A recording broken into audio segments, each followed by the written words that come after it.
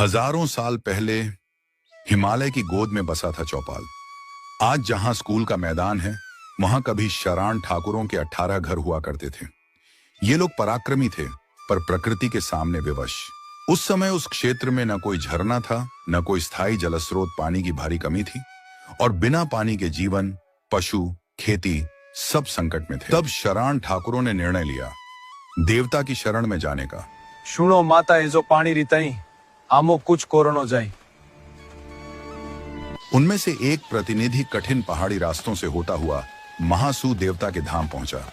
वहां उसने अपने लोगों का दुख, पशुओं की प्यास और धरती की सूखती हालत देवता के सामने रखी। हे देवे महासुए, मुतादो एक बोर चाई। देवता का वरदान महासू देवता प्रसन्न हुए। उन्होंने उस व्यक्ति को पानी से भरा एक कुमट्टू दिया और कहा, जहां इस जल को धरती पर अर्पित किया जाएगा, वहां से जलधारा फूट पड़ेगी। पर याद रखना, इसमें देवता का वास है, इसे अपवित्र ना होने देना। शुण माता शराणा, जेथो तू ऐस पानी डालेला तेथो पानी फुटोलो।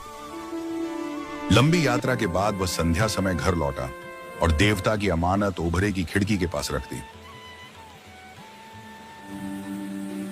फिर पत्नी की ओर देखकर बोला, मैं देवता की एक चीज लेकर आया हूं। इसमें देवता का वास है।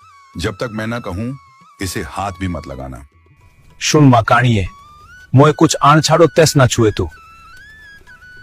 पर मानव मन जिज्ञासा से कब मुक्त हो पाया है? पति की चेतावनी के बाद भी उस स्त्री के मन में एक सवाल बार बार उठने लगा। आखिर उस कुमटू में ऐसा क्या है? उत्सुकता जागी, जिज्ञासा बढ़ी और वही जिज्ञासा उसे ओभरे की ओर खींच ले गई। एजो कान छाड़ो, हाउ तो देखो। और वही स्त्री की चंचलता के कारण उसने कुमटू को गिरा दिया और पल भर में भारी जल प्रलय आ गई और पल भर में ही 18 घर बह गए। जिस तरह से एक स्त्री महाभारत में लाखों लोगों की नाश का कारण बनी, उसी तरह से शराण ठाकुरों के नाश का कारण भी बनी।